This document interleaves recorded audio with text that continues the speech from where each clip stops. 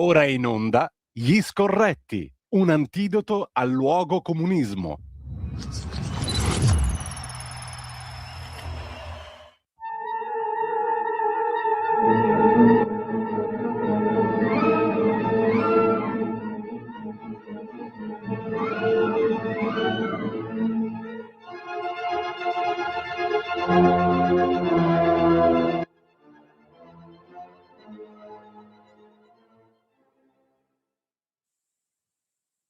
Credo che sia stata sfumata la sigla. Buongiorno a tutti coloro che sono all'ascolto, da Giulio Cainarca, ben trovati all'appuntamento del mercoledì con Gli Scorretti, ergo in collegamento con Carlo Cambi, che ringrazio e che saluto. Buongiorno Carlo, grazie per essere con noi, come tutti i mercoledì.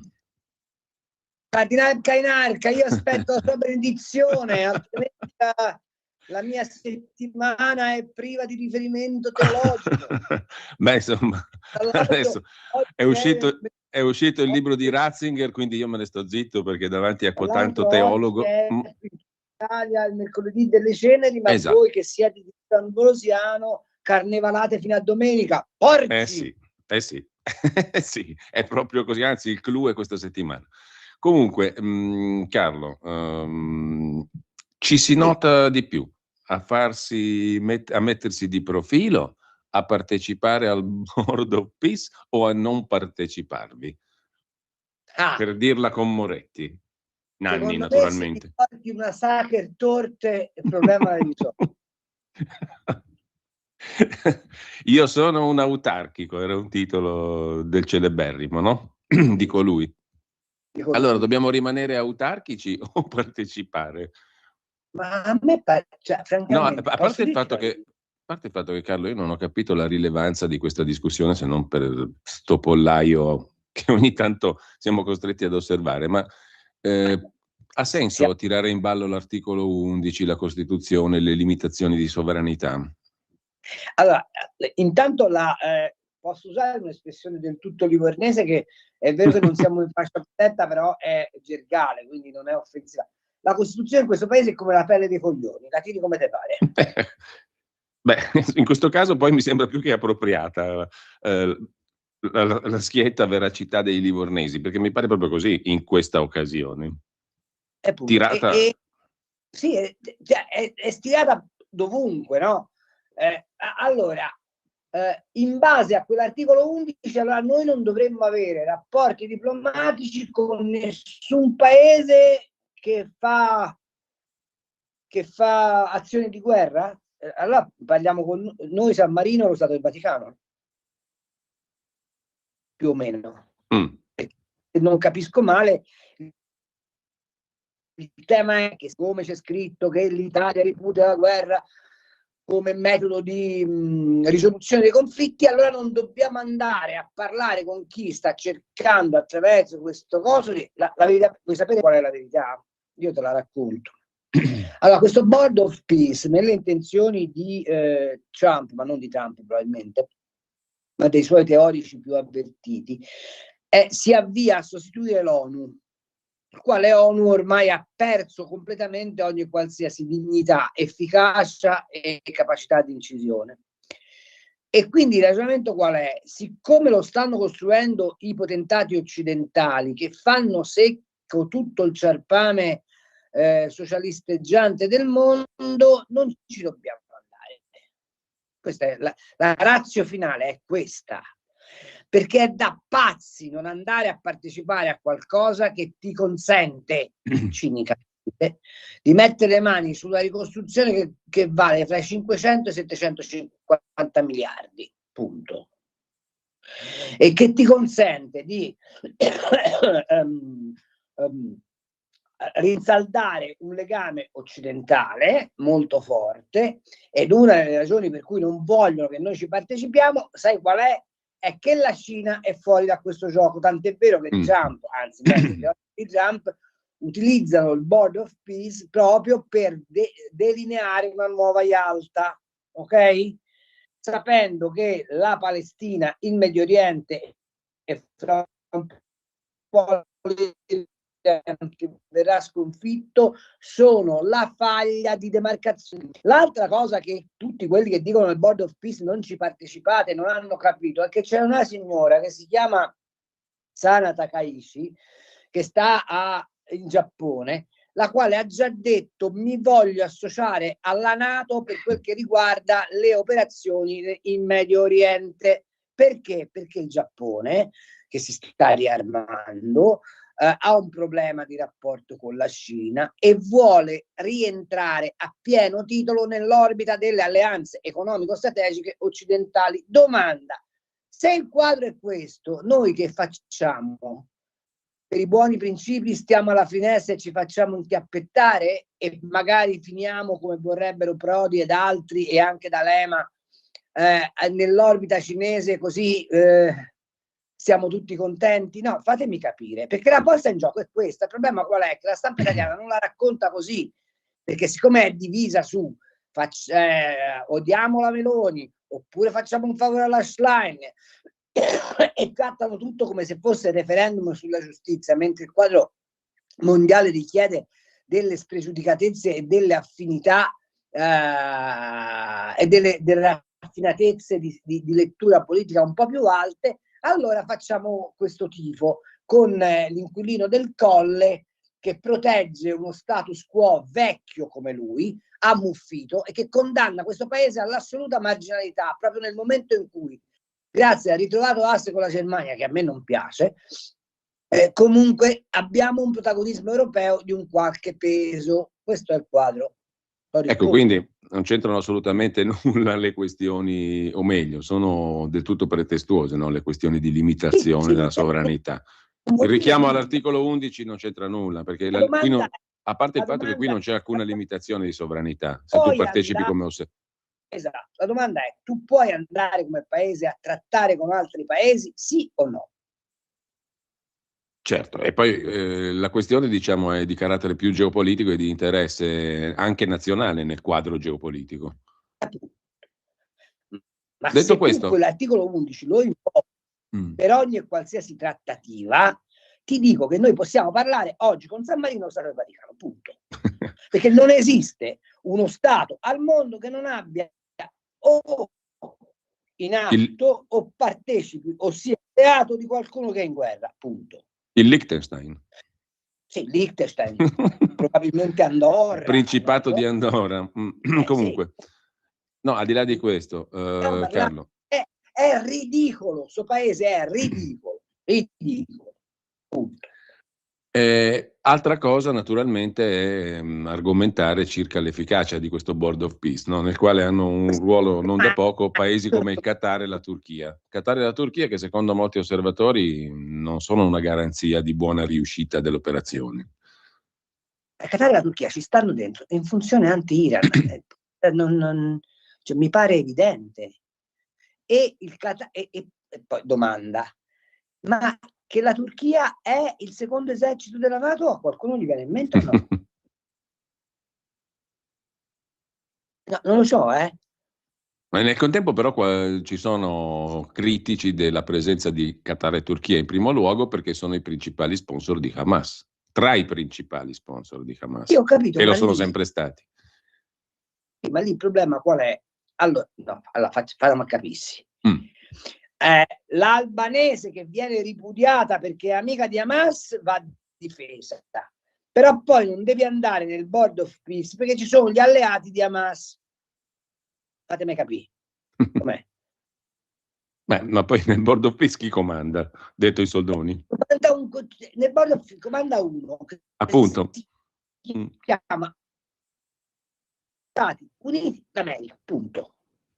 E la manovra del Board of Peace è chiarissima: eliminare l'ONU dallo scenario internazionale, perché l'ONU non serve assolutamente più a un cazzo.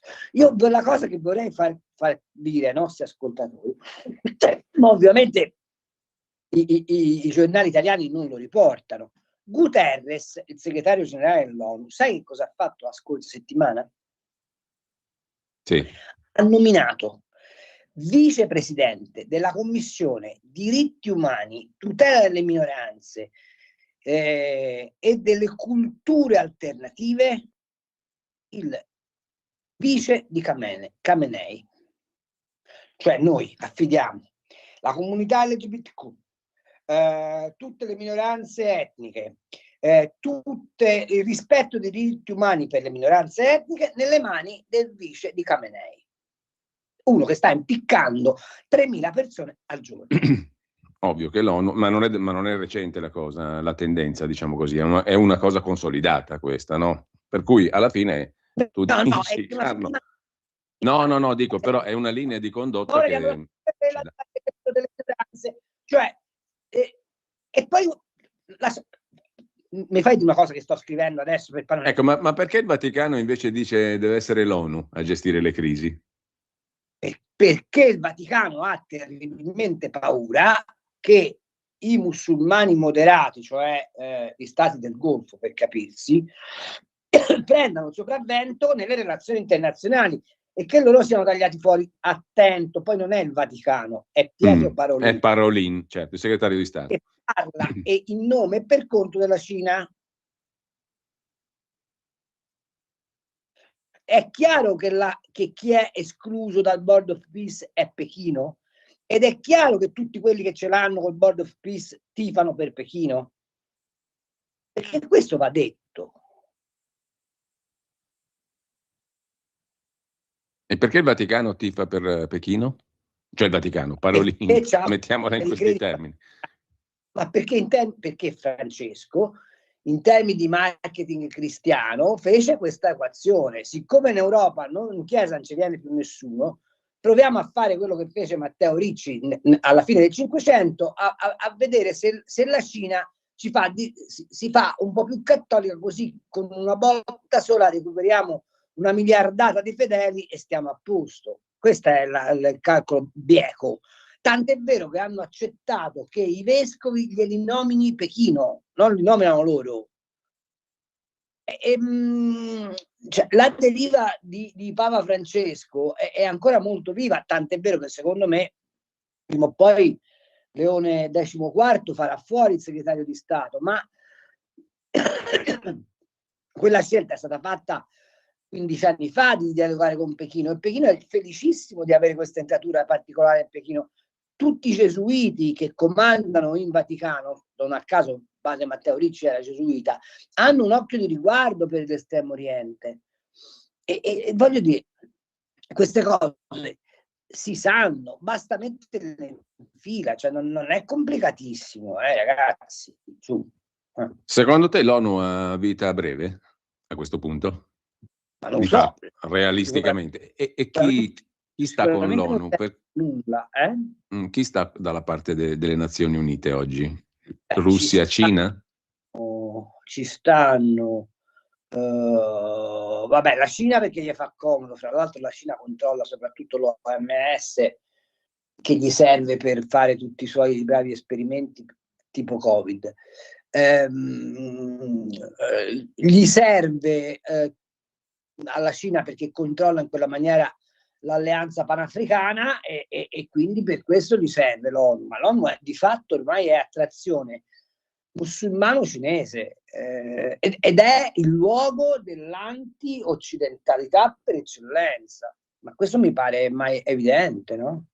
Sì, chiaro, appunto, ma non da poco tempo. Non da ieri mattina, insomma, è una roba che è andata avanti. Ecco, a proposito di scenari internazionali, a Ginevra c'è stato un secondo giro di colloqui più o meno diretti fra Iran e Stati Uniti. La partita iraniana, secondo te, Carlo, in che direzione va?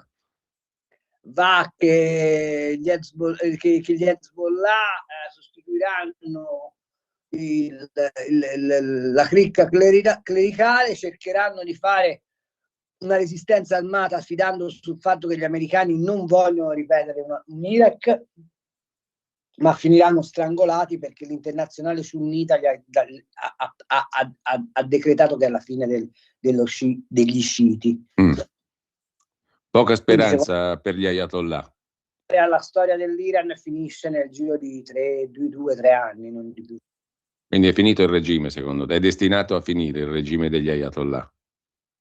C'ha contro gli americani, ma quello ha sempre avuto contro. Infatti, secondo me, i colloqui che stanno facendo sono una specie di trattato di resa, salvacondotto che gli danno. Khamenei probabilmente sarebbe anche pronto a mollare. Il problema è che sono gli Hezbollah, che sono, sapete, l'esercito, diciamo così, privato degli Ayatollah, che sicuramente non vogliono mollare il potere, e quindi lì c'è o una resa dei conti dell'internazionale sunnita che va e li convince, oppure c'è la guerra, ma una guerra lampo in Iran. Secondo me l'Iran, ti ripeto, nel giro di 2 o 3 anni c'è un cambiamento di regime, ma non fatto da regime change, cioè con un'azione militare, ma dal dissolvimento del potere attuale. Senti, intanto Carlo, oggi i giornali hanno dato molto spazio al fatto che un deputato iraniano, giusto appunto, ha strappato in Parlamento una foto con il presidente Mattarella, il tedesco Merz, la presidente del Parlamento europeo Metsola, Filippo di Spagna e l'europarlamentare leghista Tovaglieri, che qualche giorno fa a sua volta aveva strappato al Parlamento europeo la foto di Ali Khamenei, la guida suprema iraniana. Ha un significato o non significa nulla? Questa roba qui che ha colpito molto i giornali, prime pagine, eccetera, perché? Perché c'è di mezzo Mattarella. Secondo me significa che le quotazioni della Panini sono di basso. Stampano le figurine. Ecco, Cioè, no, cioè io te lo domando perché è una repubblica, che stiamo arrivando al culto della personalità, cioè, boh. No, non mi fa parlare che Samba resta per il vilipendio, ma no, poi se ne sono sentite di ogni, anche a proposito di Presidente della Repubblica. Una delle più belle l'ho sentita anche in tema di referendum, no?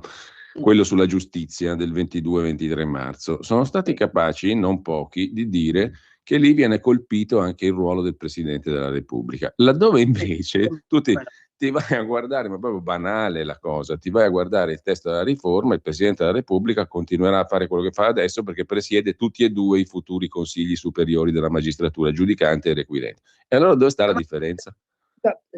Posso dire una cosa? Tu hai idea, cioè, hai idea, è una domanda retorica ovviamente Carlo, ma io ho sentito tante di quelle balle su questa riforma della giustizia, o meglio, sulla riforma di alcuni articoli della Costituzione in tema di giustizia, ma incredibili. Ma perfino uno, no, che va in fama di persona informata, precisa, eccetera, come Marco Travaglio, ma ne ha sparate di bugie clamorose. Per non parlare di molti magistrati, uno dei quali è stato bacchettato da Di Pietro l'altro giorno, no? Il mitico Armando Spatario, il quale ha inanellato una serie di bugie vere e proprie, se si può dire. Le cose non vere si chiamano bugie, no? Allora, posso dare una spiegazione tecnica ai nostri amici a casa? E come no? Anzi, è benvenuta, Carlo. Ci vuole. Perché... Allora, non so se hai notato che ultimamente la signora Schlein fa un gran casino sulla sicurezza, no? Ha detto Allora, esiste una legge che è la 47 del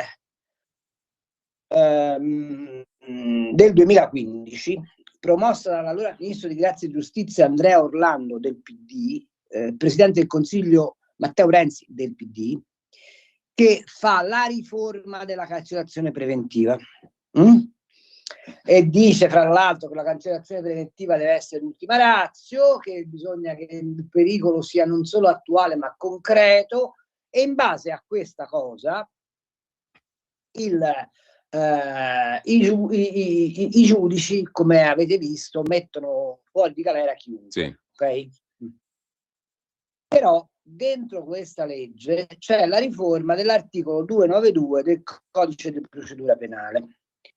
L'articolo 292 del codice di procedura penale è quello più riformato in assoluto da quando è entrata in vigore la riforma Vassalli, perché è lì che c'è lo snodo del rapporto fra pubblico ministero e giudicante. Il 292 riguarda il GIP, che si chiama giudice per le indagini preliminari. Sì. Di fatto è quello che sancisce se l'inchiesta fatta dall'accusa è degna o non è degna di essere portata in giudizio. Ok? È tutto chiaro? Sì, certo. Posso leggere? Circa la misura cautelare, cioè l'arresto. La misura cautelare, ma anche altri atti che compie il PM. Il PM non può compiere atti in autonomia, cioè, o meglio, compie tutti gli atti in autonomia durante la formazione dell'accusa, ma nel momento in cui formalizza l'accusa deve passare dal GIP, ok? Il quale GIP gli dice questo sì, questo no, questo sì. Sì, certo. A volte avete sentito anche, per esempio, che il GIP ha chiesto la cosiddetta imputazione coattiva, no? Perché magari il PM... Carlo, scusami, sono le 10.02, dobbiamo fermarci 30 secondi, poi riprendiamo dall'articolo 292 del codice di procedura penale. Stai ascoltando Radio Libertà, la tua voce libera, senza filtri né censure, la tua radio.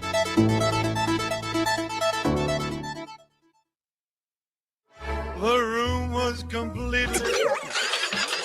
Stanco di perderti i tuoi programmi radiofonici preferiti? Vorresti la tua musica, le tue voci amate sempre con te, ovunque tu vada? Radio Libertà, l'applicazione che trasforma il tuo smartphone e tablet nella tua radio personale. Scaricala ora, è gratis per i dispositivi Android e iOS. Avrai tutta la programmazione quotidiana di Radio Libertà a portata di mano. Scopri di più su radiolibertà.net. Semplicemente la tua radio. In quanti ti promettono trasparenza, ma alla fine ti ritrovi sempre con la bocca chiusa e non puoi dire quello che pensi? Radio Libertà non ha filtri né censure. Ascolta la gente e parla come la gente. Allora Carlo, perché dobbiamo dare uno sguardo approfondito all'articolo 292 del codice di procedura penale?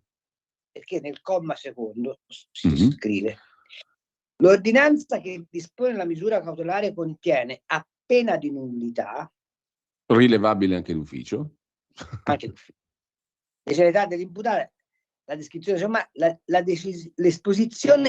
l'esposizione e l'autonoma valutazione delle specifiche esigenze cautelari e degli indizi, a parte del GIP. C bis l'esposizione e l'autonoma valutazione dei motivi per i quali sono stati ritenuti non rilevanti gli elementi forniti dalla... Poi, se vai al 2 bis,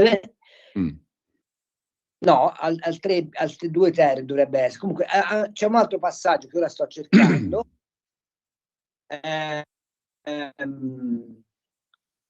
C'è scritto che devi tener conto deve tener conto delle valutazioni della difesa. Sì. Ma perché dico che questa è la dimostrazione dell'indispensabilità della riforma? Perché l'esposizione e l'autonoma valutazione. Perché insiste sull'esposizione e l'autonoma valutazione? Sai perché?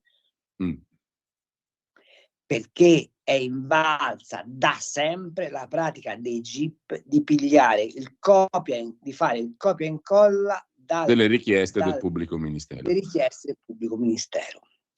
Il che dimostra che nella prima fase del procedimento, che è quella più delicata, che decide se vai a processo o non vai a processo, o che decide se vieni arrestato o non vieni arrestato, la contiguità tra accusa e giudicante è manifesta negli atti. E il legislatore del PD ha sentito l'esigenza di sancire con una nuova formulazione dell'articolo la separazione tra la parte che accusa e la parte che giudica. Ecco, forse è il comma 2 ter, quello al quale ti riferivi, perché è molto chiaro. L'ordinanza del GIP, del giudice per le indagini preliminari, è nulla, cioè non vale, se non contiene la valutazione degli elementi a carico ma anche a favore dell'imputato. Ok? Quindi Perché questo è per scongiurare il copia e incolla, cioè quello mi chiede il pubblico ministero, io faccio uguale. Ma perché si verifica il copia e incolla? Perché se tu stai nello stesso ufficio, nello stesso palazzo, prendi lo stesso caffè, quante volte l'avvocato ha la possibilità di interloquire col GIP fuori udienza? Mai. Mai. E quante volte il pubblico ministero ha la potestà di interloquire col GIP? Ma poi scusami, nei consigli giudiziari quello che decide la carriera dell'uno e dell'altro sono sempre tra di loro, no? Quindi lo stesso GIP e lo stesso pubblico ministero poi si ritrovano a decidere l'uno la carriera dell'altro.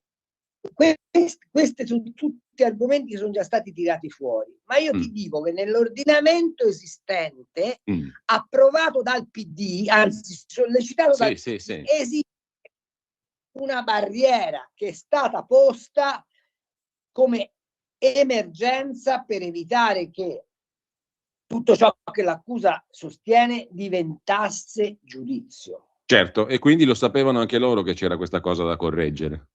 Certo. Evidentemente l'hanno corretta. Quindi o no?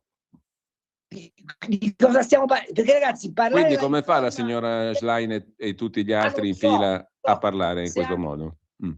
Chiamasse suo nonno, che è stato un grandissimo avvocato, nonché professore di diritto penale, e gli chiedesse perché suo nonno diceva, come peraltro Calamandrei, che la giustizia si compone di fronte ad un giudice terzo ed imparziale, glielo chiedesse se ce la fa con una seduta spiritica, tanto quelli del PD da Prodi in avanti sono abituati a fare sedute spiritiche.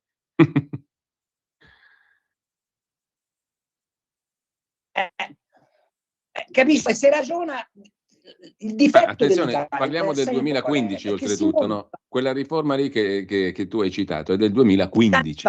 10 anni fa.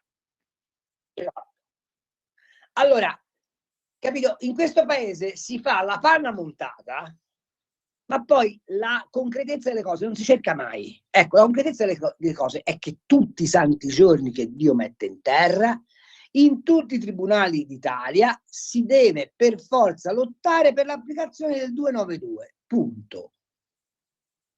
E poi questo non l'ha ricordato nessuno, però. Ho capito. Non mi pare che l'abbia ricordato nessuno.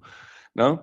Anche perché in effetti è una se cosa hai studiato a Pisa col più grande teorico del diritto penale d'Italia, probabilmente te le ricordi le cose. No, anche perché è una cosa che va esattamente nello spirito della riforma con che andremo a votare, no? Perché è quello, ed è attuazione del famoso processo accusatorio e dei principi del giusto processo, mi sembra. Tra l'altro, quelli che parlano i fascisti votano sì, no? Sì. Non si ricordano che se non c'era Vassalli che nell'88 fa la riforma del processo penale, stavamo ancora col codice Rocco. Appunto. Allora, un'altra cosa abnorme, no, che si ripete spesso, no, è che i due consigli diventano due perché ci sono uno per i giudici, uno per i pubblici ministeri. Uno come è normale, come è corretto, direi minimo, però continuano a menare il torrone, scusa l'espressione elegante, sul fatto che la politica... No, purtroppo no, perché mi piace molto Cremona. Comunque, al di là di questo, continuano a menare sto torrone cremonese sul fatto che la politica continuerà a esprimere i propri candidati, o meglio, i propri rappresentanti all'interno dei consigli superiori della magistratura, mentre invece i poveri magistrati saranno estratti a sorte, per cui può capitare che arriva un coglione qualunque, diventa componente del CSM. Questo è il succo, no? Traducendolo in volgare. Allora, se uno però si legge il testo della riforma, tutta sta roba non c'è, perché per un terzo i componenti dei due CSM, dei rispettivi CSM, sono estratti a sorte tutti. Per un terzo da un elenco di professori ordinari di università in materie giuridiche, di avvocati con 15 anni di esercizio, che il Parlamento in seduta comune compila una lista, no? Tutto il Parlamento in seduta comune, Camera e Senato. Ecco, e da lì si estrae a sorte. Gli altri 2/3 sono magistrati giudicanti o magistrati requirenti, anche loro estratti a sorte, e non dei coglioni qualunque che vanno al CSM, o sbaglio? No, ma fammi finire. Mm. Mi pare che sia in quinta elementare che si studiano le proporzioni, giusto? Mi pare anche a me. Allora, i magistrati in servizio in Italia sono 9.000. Vogliamo dire che stiamo 60% pubblici accusatori e 40% giudicanti? Quindi siamo più o meno a 5.500 PM e 4.000 e 3.000 giudicanti. Sai quanti sono gli avvocati che hanno oltre 15 anni di professione forense sulle spalle in Italia? Quanti sono? 150.000. Allora, come si fa a sorteggiare su 150.000 in proporzione a 9.000? Cioè, anzi, a 3.008 da una parte e 4.500 dall'altra. Appunto. Dall'altra. Si fa. Appunto. È indispensabile che il sorteggio dalla parte laica sia un sorteggio su un numero ristretto. Ok? Vogliamo dire che sia proporzionale a quello dei magistrati? Va bene? Altra cosa. Sai che con la riforma del CSM la politica arretra per numero di componenti rispetto all'attuale CSM? Ma sai qual è la cosa che non gli va bene? Non è questa. Qual è? Anche questa va bene perché toglie potere alle correnti. Non gli va bene è l'alta corte. L'alta corte disciplinare, giusto? Disciplinare, è quella che non gli va bene. Perché soprattutto, Carlo, secondo te? Quello è il nodo? Perché ti stagni, perché lì se sbagliano... Aspetta che ti sentiamo male, non Carlo. c'è più Palamara che corre... No, ti sentiamo un po' a balzi, a pezzi e a bocconi. Vabbè, sarà... Bocconi, vabbè.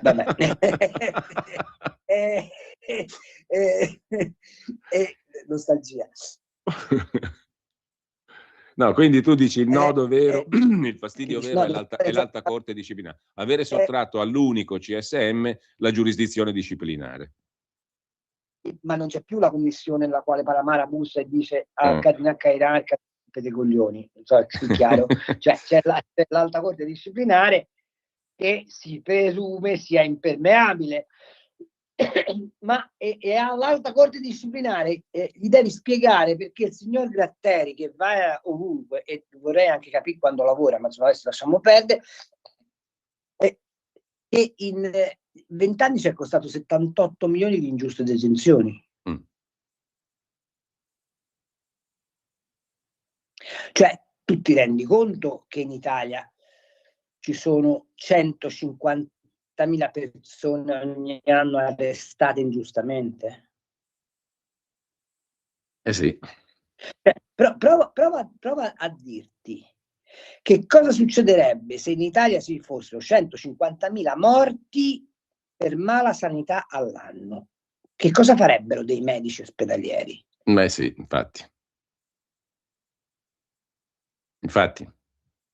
Che andare in galera anche per un giorno è morte civile, perché non è che esci di galera e ti dicono scusi ci siamo, no, te la porti dietro finché campi quell'infamia, anche se non c'entravi assolutamente nulla. Ma Zuncheddu, 33 anni di vita, chi glieli ridà? E ti risulta che quelli che hanno messo Zuncheddu in galera l'hanno tenuto lì per 33 anni e abbiano avuto una minima scalfittura della loro carriera? Niente. È sopportabile tutto questo? No. Tra l'altro l'alta corte è anche questa estratta a sorte e non è rinnovabile rinnovabile l'incarico, per cui una certa pulizia si prevede, una certa pulizia nelle persone che giudicheranno. Anche perché se tu fai un maccherone nell'alta corte disciplinare hai finito di vivere, cioè, mi pare evidente, no? In un paese dove esiste travaglio. Ma io vorrei fare una domanda al signor Giuseppe Conte. Ma mi sbaglio o il Movimento 5 Stelle era nato sull'espressione uno vale uno, che ci ha consentito di avere per esempio DJ Fofò, ministro di Grazia e Giustizia, sull'uno vale uno o Toninelli ministro delle infrastrutture sull'1 vale 1. È vero che erano per l'1 vale 1. Così pare, no? La Vulgata dice così. Esiste qualcosa di più aderente all'1 vale 1 del sorteggio?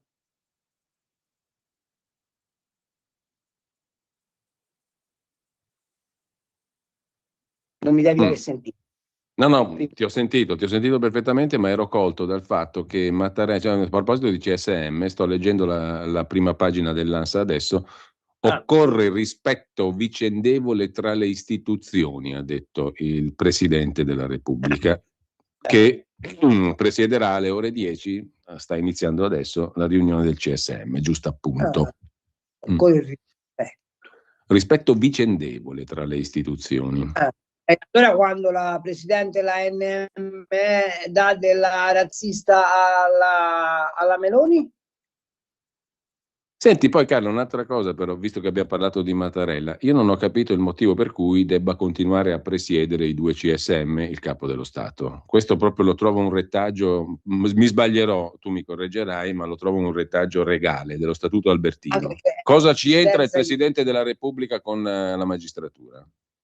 Non c'entra nulla se non in una accezione delle funzioni del Presidente della Repubblica appunto come custode della Costituzione. Cioè tu dici, siccome ci sono atti nella vita della Repubblica che implicano una perfetta aderenza al dettato costituzionale, il custode della Costituzione deve essere l'uomo che rappresenta la Costituzione in quei contesti. Tant'è vero che la presidenza del CSM, detto fra me e te, non ha nessun effetto pratico, perché poi chi fa tutto è il vicepresidente del CSM. Sì.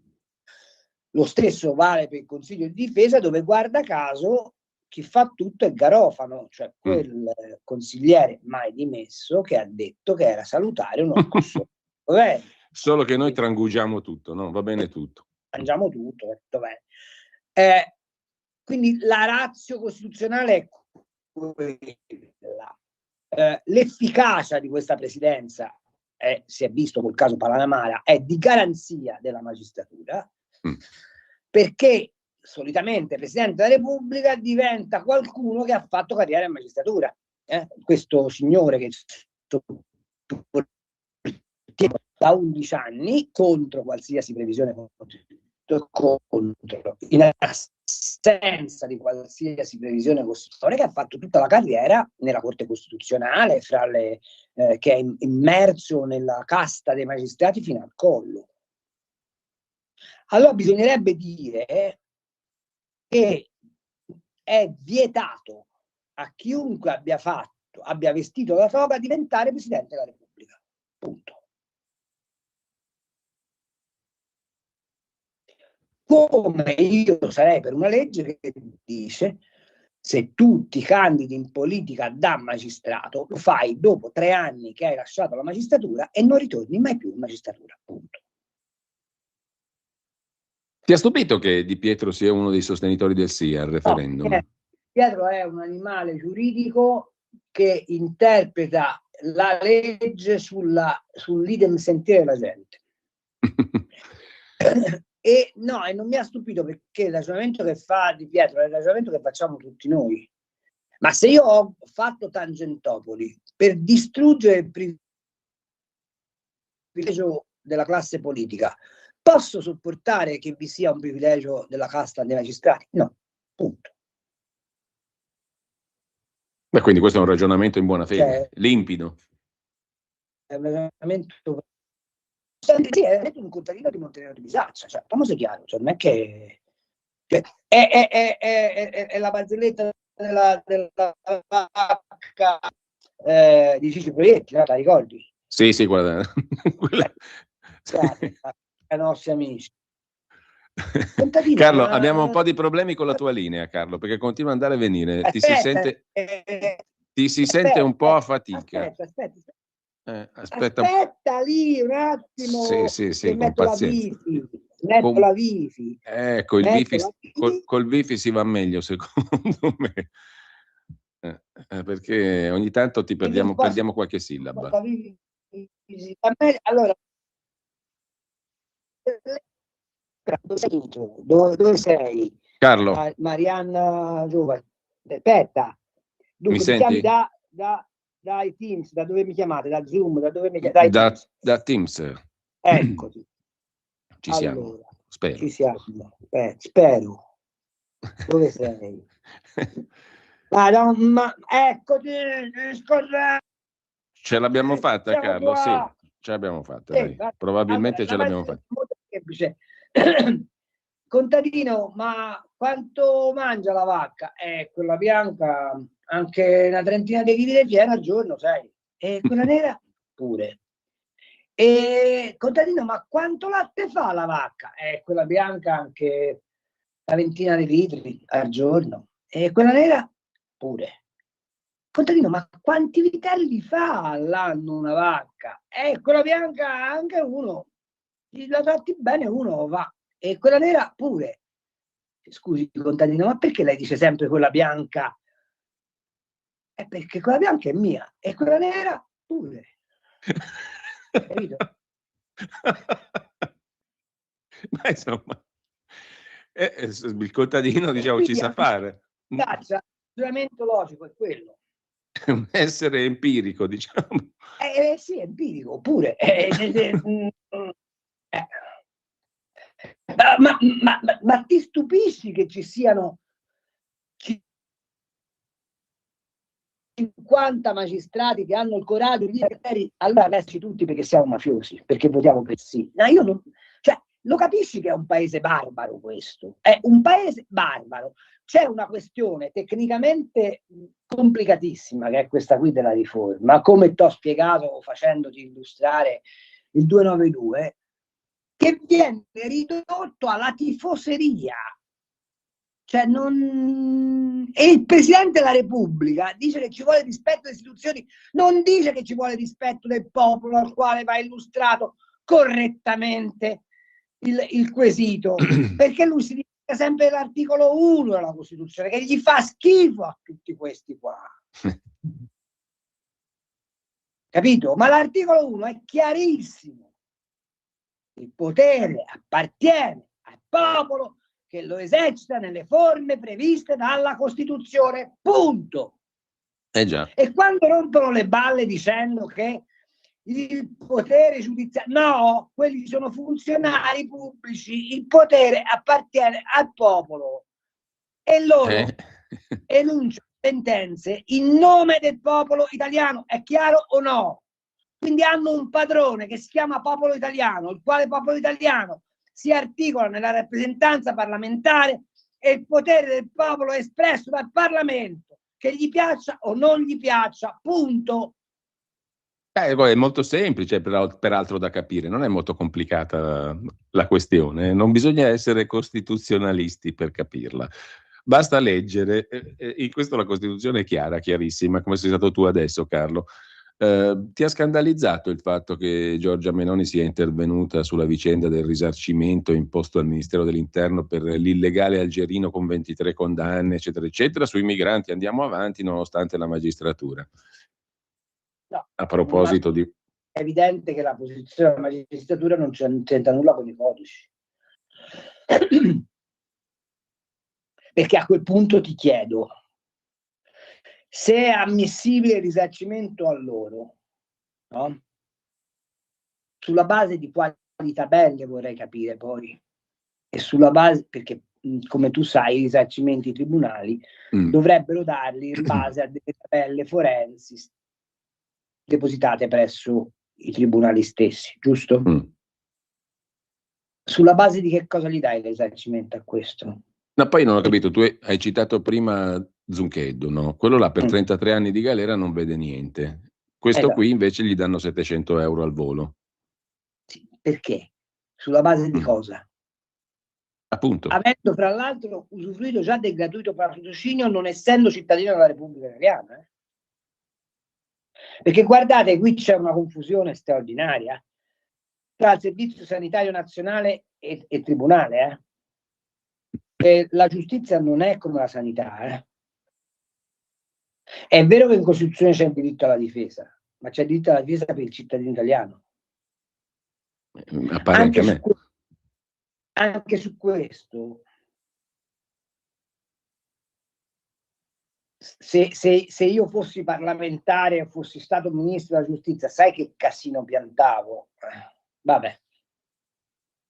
Carlo, intanto Capito? Cioè, da una parte siamo rigidissimi sull'immigrazione, allora come farebbe Catenacci quando c'era lui, non entra nessuno. Dall'altra, la spesa pubblica derivante dall'immigrazione è fuori controllo. A proposito, perché diciamo... non applichiamo la legge, questo è il punto. Allora, è lui che fa i Catenacci, c'era lui. No, ma a proposito di quello, è una vecchia storia, no? Qualcuno ha fatto scandalo anche della Corte dei Conti e compagnia, la riforma della Corte, però è una vecchia vicenda. I costi reali dell'immigrazione qua in Italia nessuno li vuole quantificare. La Corte dei Conti l'ha inventata Cavour per obbligare i funzionari borbonici a cacciare i soldi del Regno delle Due Sicilie nelle tasche dei piemontesi che non avevano un ghello, ok? Questa è la storia. Però... Quindi la Corte dei Conti è simbolo di una usurpazione, storicamente. Sì, però se vogliamo fare un uso utile, facciamole fare qualche conto, no? Dovrebbe. Allora, invece in Italia nessuno li quantifica mai i costi dell'immigrazione. Questa è una vecchia storia, no? Fin dagli anni 80, 90 ci si chiedeva quanto costa l'immigrazione. Non è un calcolo difficilissimo da fare, presumo, da parte di un'amministrazione statale mediamente efficiente, normale. Ma la domanda è: per quale motivo, se tu sei un rifugiato, ti devo applicare tutti i benefici del cittadino italiano? E non si discute di questo. Ma per quale motivo io non ho diritto ad accertare se sei o no un rifugiato e nelle more dell'accertamento non ti tengo in un luogo dove continui ad essere cittadino di provenienza del tuo paese? Perché? Dove sta scritto? Ma tu pensi veramente che se un italiano domani mattina si presenta in Messico, paese dove la legge regna sovrana, e dice: voglio l'ospedale gratis, voglio essere difeso gratis in tribunale, voglio la casa gratis, voglio il sussidio di disoccupazione, voglio la pensione e voglio il ricongiungimento, il messicano ti dà tutto questo? Carlo, io ti devo fermare perché sono le 10:30, anzi dobbiamo sospendere. Te fai parte del complotto Pluto giudaico massonico, va bene? Di sicuro. Dobbiamo chiudere anzi la comunicazione, che poi ci richiama la regia, perché così andiamo in scioltezza nella seconda parte. C'è un po' di messaggi via WhatsApp e poi sentiamo anche le telefonate. Tra poco. Stai ascoltando Radio Libertà, la tua voce libera, senza filtri né censura. La tua radio. Lo amiamo perché ci offre sempre le cose più buone e naturali. Linea Alberto Acerbis. Anche tu hai difficoltà a digerire, soprattutto nei cambi di stagione, bruciore di stomaco, mal di stomaco, gonfiore dopo i pasti, alitosi, potrebbero essere tutti problemi digestivi. Noi oggi abbiamo la soluzione per voi, il nostro GastroFree, il nostro integratore, il nostro protettore naturale dello stomaco alla bava di lumaca. La bava di lumaca che va proprio a creare una barriera protettiva sulle mucose di stomaco ed esofago. Volete provarlo? Un flacone 24 euro, ma stamattina chiamandolo 030 68 40 408 un'offerta speciale straordinaria. 3 flaconi del nostro GastroFree a 59 euro. E se dite ascolto Radio Libertà, trasporto gratuito e anche un o splendido omaggio speciale riservato solo per voi. Chiamate subito adesso lo 030 68 40 408 per dire addio a quei fastidiosi gonfiori, a quel bruciore dopo i pasti, a quel senso di pesantezza dopo i pasti, al reflusso, insomma tutte quelle problematiche dovute alla cattiva digestione. Chiamate adesso 030 68 40 408 per la vostra offerta straordinaria di GastroFree. Stai ascoltando Radio Libertà, la tua voce libera, senza filtri né censure, la tua radio.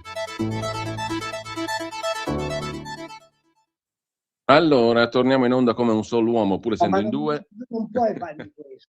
Che cosa, Carlo? Dimmi, Ma dimmi no, tu. ma io sento la signora Cerbis e mi sento proiettato in una dimensione di leggerezza, di levità, di sentimento. Come si fa? Tu hai ragione, Carlo. Io provo gli stessi sentimenti, te lo giuro. Quindi è una boccata d'aria Mi pura. Dopo verrebbe tanto... voglia di dire a tutto il mondo baviamoci.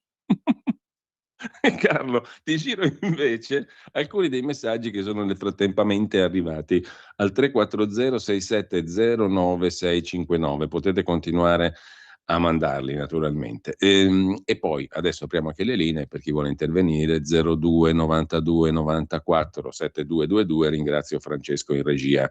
Te li giro come sono venuti e poi vedi tu. Ricordati di chiedere a Cambi cosa ne pensa del tracollo di Stellantis, cioè la Fiat, dice un ascoltatore. Grazie Dario, scrive invece Dario, buongiorno, tutti parlano della ricostruzione della Palestina, come poter guadagnare soldi senza coinvolgere i palestinesi che sono le uniche vittime di tutta questa brutta situazione.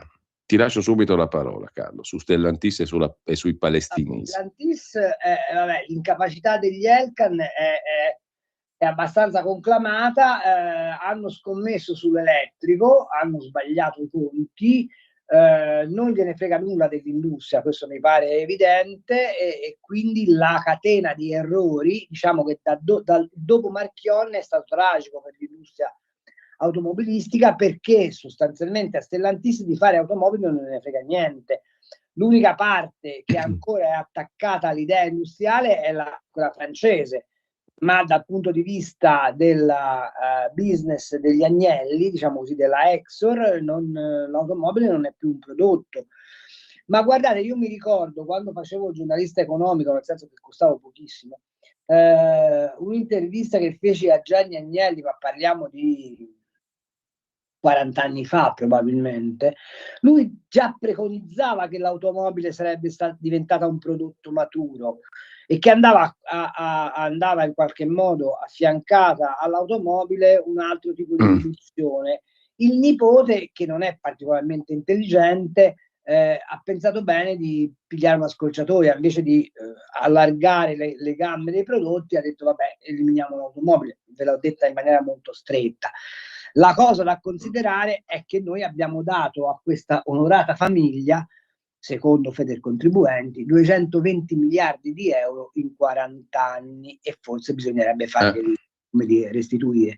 I palestinesi sono una variabile indipendente da Hamas, è giustissimo coinvolgere i palestinesi, ma prima cacciamo Hamas e, come avete visto, all'imperativo Hamas armati hanno risposto col piffero. Quindi coinvolgere i palestinesi, ogni volta che voi dite palestinesi, in realtà dovete dire Hamas, perché i palestinesi in quanto tali non esistono, cioè non contano, sono carne da cannone. Punto. Altra domanda, Cesare scrive: vorrei un vostro commento sulla questione francese, economia che ristagna, politica che non rappresenta più le istanze sociali, enormi diseguaglianze, finalmente sarà alla fine dell'Europa o guerra civile? Che ne pensa Carlo Cambi? No, i francesi solitamente quando si rompono le balle fanno le rivoluzioni. E la rivoluzione stavolta la faranno perché gli verrà impedito di votare Marine Le Pen e la faranno probabilmente nelle urne. Secondo me Macron è arrivato alla fine dei suoi giorni politici, intendo, e chiaramente ci sarà una svolta a destra della Francia. Quello che è successo con l'attaché di Mélenchon che si rende responsabile di omicidio politico, dimostra che la Francia è sull'umbaratro sociale. Il problema qual è? È che la Francia veramente è in mano ai francesi, i quali quando si rompono le balle davvero. È la fine dell'Europa? Sicuramente è la fine dell'Europa per come l'abbiamo conosciuta fino adesso. Gli appelli all'Europa federale di Draghi fanno schiantare da ridere. Torneremo a fare l'Europa dell'origine, cioè quella dell'Euratom, quella del CECA. Cioè, torneremo a fare un'Europa che è fatta da stati sovrani che si danno appuntamento su alcune materie per scambiare. Praticamente faremo un Mercosur da qui in avanti. Scrive Maurizio, l'atteggiamento buoni... Scusami, faccio una postilla. Tant'è vero che vedete c'è questa forte accelerazione sull'euro digitale, sull'euro come moneta di scambio internazionale, perché si sono resi conto che l'unico modo che hanno per evitare il disfacimento dell'Europa burocratica che abbiamo conosciuto fino adesso è rafforzare la moneta. C'è un piccolo problema che tutti ci hanno abboccato, ma l'euro non intermedia nessuna materia prima, tantomeno non intermedia l'energia, e in questo mondo se non sei intermediatore di energia non conti assolutamente niente. 2 telefonate in attesa, poi continuo con i messaggi che sono arrivati. Sentiamo le chiamate. Pronto? Pronto? Pronto? Buongiorno. Sì, buongiorno, sono Gianni da Roma. Buongiorno. Prego Gianni. Volevo chiedervi un parere. Praticamente, come la vostra trasmissione e tante altre, diciamo, sulle reti nazionali, diciamo che abbiamo una sorta di discorso che si basa sull'evidenza di un problema, soprattutto per la destra, e il lamentarsi di questo problema.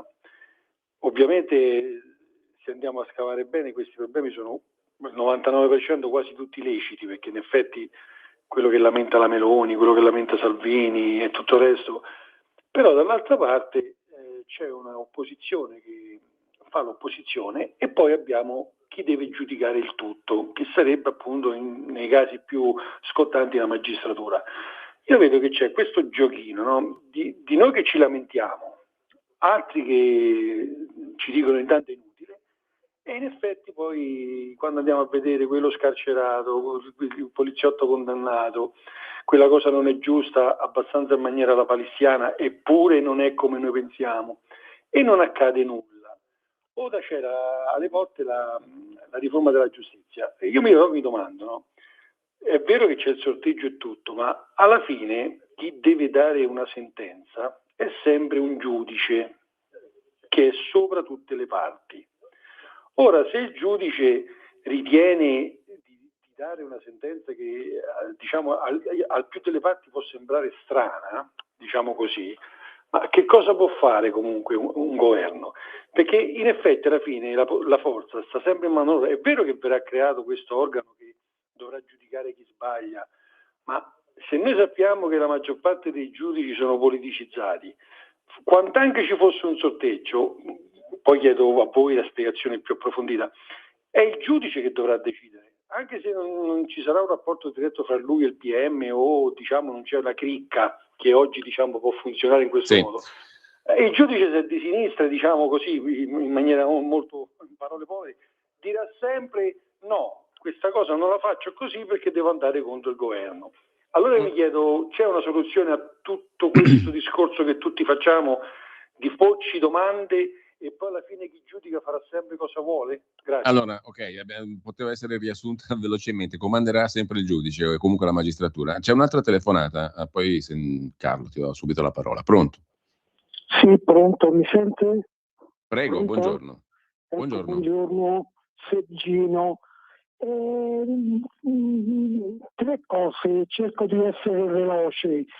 Mi domando sempre perché il signor Alemanno 2 anni, sono 2 anni che è in carcere solo per traffico di influenze, se ho capito bene, o omissioni d'atti d'ufficio, insomma non sono reati gravi, e lui non ha voluto neanche fare la domanda di grazia. Però la destra, tutta la destra di questo signore che è in carcere da 2 anni e passa, non se ne ricorda, nessuno che ne parla. Questo è gravissimo. Seconda cosa, Sgarbi è stato assolto.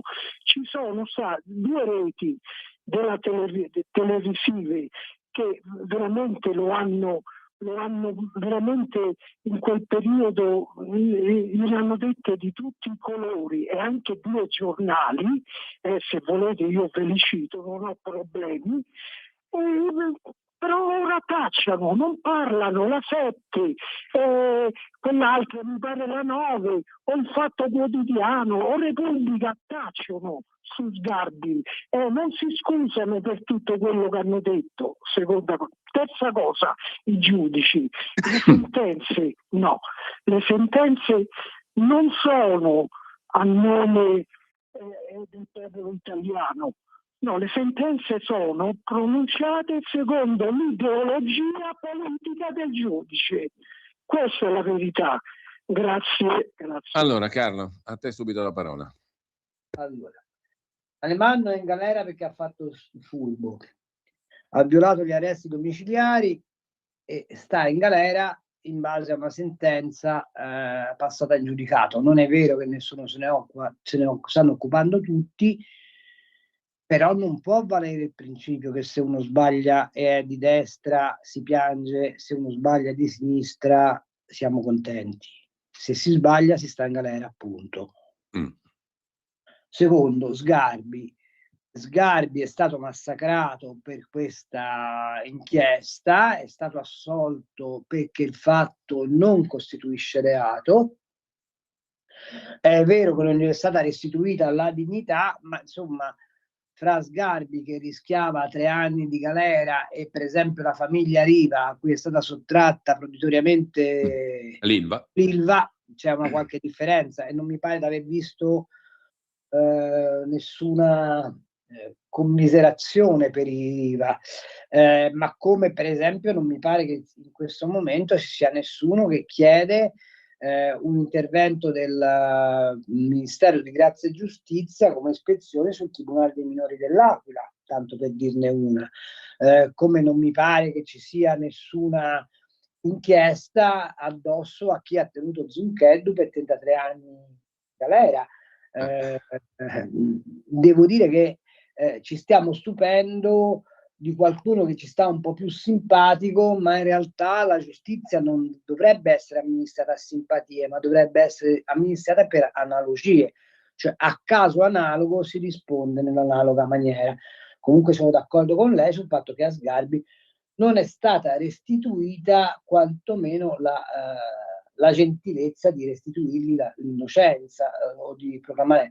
I giudici sono tutte e due praticamente dicono la stessa cosa. Non va bene così però, perché il giudice liberato dalla dipendenza funzionale delle correnti torna ad essere ciò che è per definizione. Non è che si diventa giudice in questo paese perché la mattina c'è qualcuno che ti dice ti creo giudice. Si diventa giudice dopo una laurea in giurisprudenza, si diventa giudice dopo 2 anni di uditore, si diventa giudice per un concorso per titoli ed esami particolarmente severo, si diventa giudice sostenendo esami di diritto piuttosto pesanti, e soprattutto si è sottoposti, se funziona l'apparato, a una verifica periodica delle capacità psicofisiche di equilibrio per poter giudicare. Allora, se lei il giudice lo estrae dalla melma politica della gestione politica della magistratura, probabilmente questo giudice torna ad essere un integerrimo funzionario dello Stato. Le faccio una domanda: ma un ufficiale dei carabinieri che fosse di sinistra o di destra, secondo lei arresta e compie il suo dovere di difensore dello Stato essendo di destra o di sinistra, o lo fa perché è investito di una responsabilità da parte dello Stato? Questo dovrebbe essere il giudice, e le dico la verità, nell'80% dei casi di questo paese i giudici fanno esattamente questo mestiere. Ultima cosa, l'ordinamento poi prevede che ci siano 3 gradi di giudizio, per cui l'eventuale pronunciamento politico, poniamo in primo grado, può essere sempre corretto in secondo grado e poi corretto per via di violazione normativa in Cassazione. Sa che cosa dovrebbe essere rispettato in questo paese che non è rispettato affatto? La cosiddetta doppia conforme, cioè che se tu hai 2 assoluzioni in primo grado e in appello, non è ammesso il ricorso per Cassazione e te ne vai libero. Se vogliamo c'è da riformare una parte del procedimento penale, il diritto processuale penale, c'è da riformare sicuramente il diritto processuale civile, ma tutto questo attiene al rifare le formule e non si può eliminare la figura del giudice, o meglio, a meno che voi non preferiate di fare come fanno in Cina, Già, dove la giustizia è amministrata oggi dall'intelligenza artificiale, cioè si immagazzinano alcune centinaia di migliaia di sentenze, poi si prende la fattispecie, si detta al computer e il computer emette la sentenza. Se a voi piace una giustizia così, fate pure. Ho visto le celebrazioni del Capodanno cinese con dei robot umanoidi straordinari, devo dire, mi ha colpito tremendamente l'efficacia di questi robot nel riprodurre i movimenti umani, anzi di superarli di gran lunga, ma questa è una parentesi. C'è una telefonata, poi però ti giro altri messaggi, ma volevo farti anche una domanda sulla questione giustizia. Allora, telefonata innanzitutto, pronto? Sì, buongiorno a tutti e due, lor signori da Lisetta. Buongiorno. Allora, secondo Lisetta, ideologia e ignoranza secondo me è il male di questi tempi. Allora, io tralascio la storia della Shoah, un unicum nella storia moderna che qualcuno tenta di imitare. Purtroppo le ideologie non seguono la storia né sono raziocinanti. E qui prendo spunto su Landini.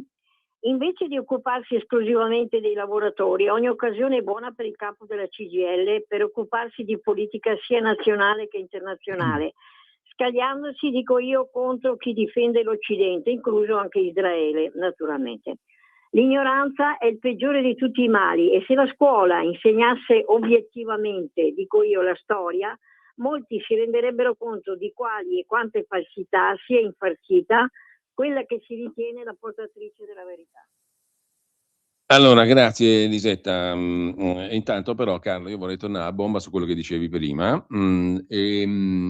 Un'altra questione che mi sembra difficile da raggiungere, e non so come, te lo chiedo, come si fa? Allora, fermo restando che la riforma di cui abbiamo parlato e su cui voteremo introduce degli elementi perfettamente conseguenti a quella che era stata la riforma dell'89, no? Il processo accusatorio, quindi una riforma che semmai giunge tardivissima, no? 11 anni fa quella modifica al codice di procedura penale fatta dal PD che andava in quella direzione, quindi era chiaro che essendo le fondamenta costruite in un certo modo, dobbiamo costruire anche il resto per l'armonia minima.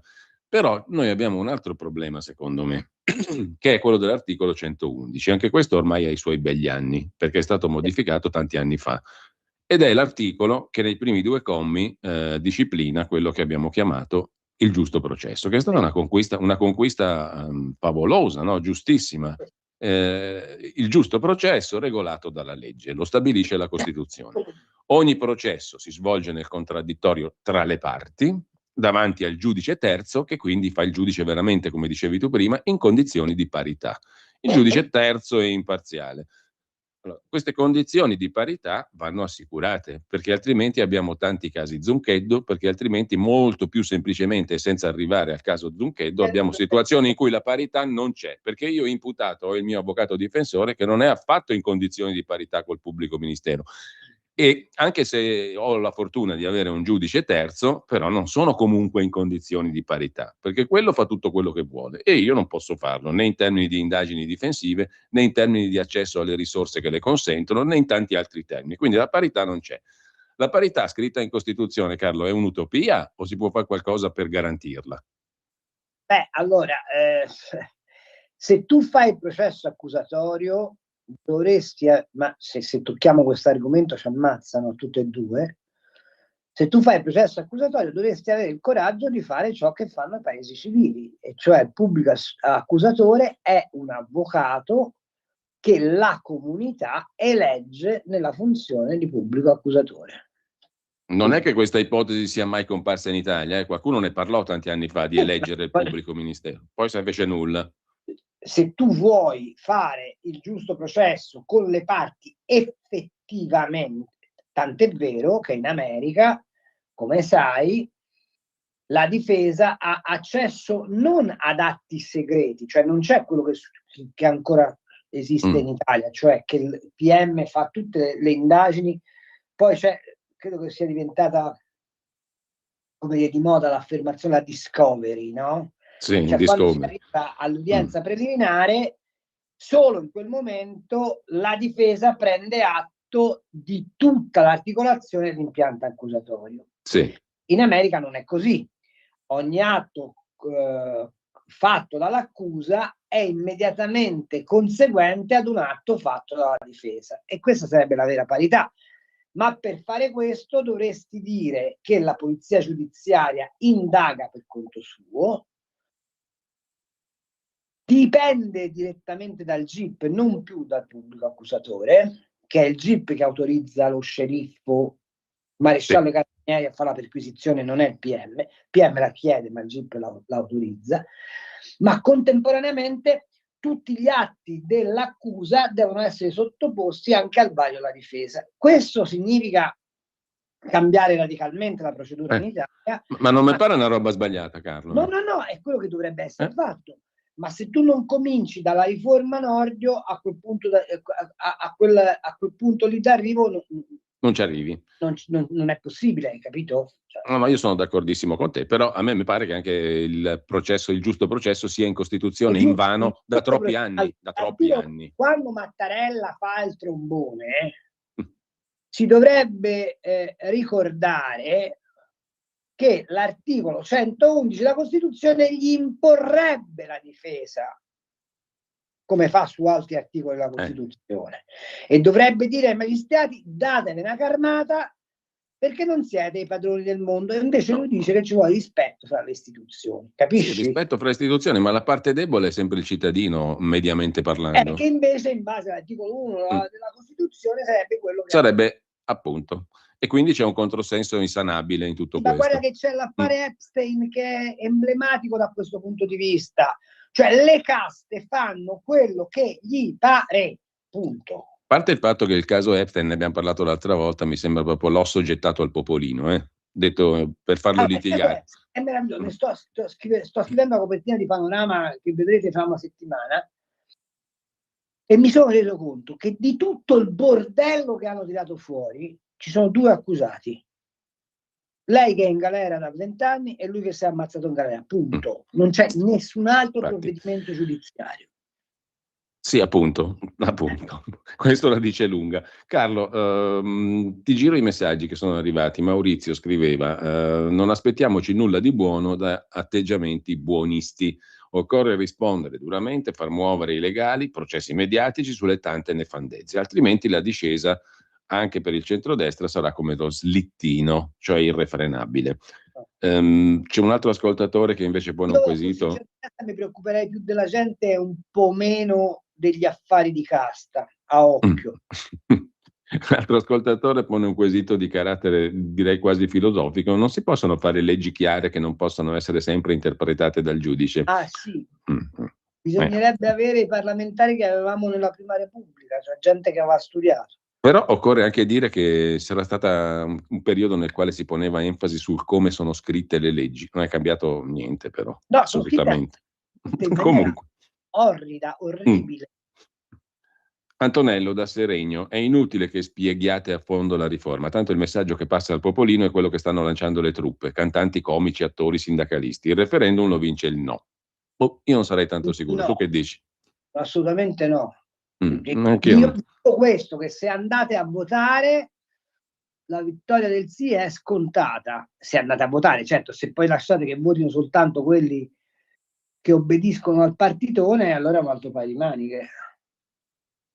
Carlo, ci avviciniamo alla chiusura della nostra trasmissione, però io voglio riprendere una cosa che mi ha colpito ieri. Tu non stai facendo la rassegna stampa in questi Questa giorni, settimana no? no. Questa settimana no, sei libero. Ma ieri, e anch'io non leggo più o quasi i giornali, però ieri mi ha colpito un'intervista sul Corriere della Sera al signor Ferrini, no? Il comico. Tu hai citato prima l'avvocato Agnelli. Io questa cosa la voglio raccontare perché fosse sfuggita anche a chi ci sta ascoltando. È una bella fotografia di questo bel paese, si chiama il bel paese, no? L'Italia, giusto? Allora, il comico Ferrini a un certo punto, scoperto da Renzo Arbore che gli risponde dopo 1 anno e mezzo, eccetera, eccetera, ci racconta quanto segue.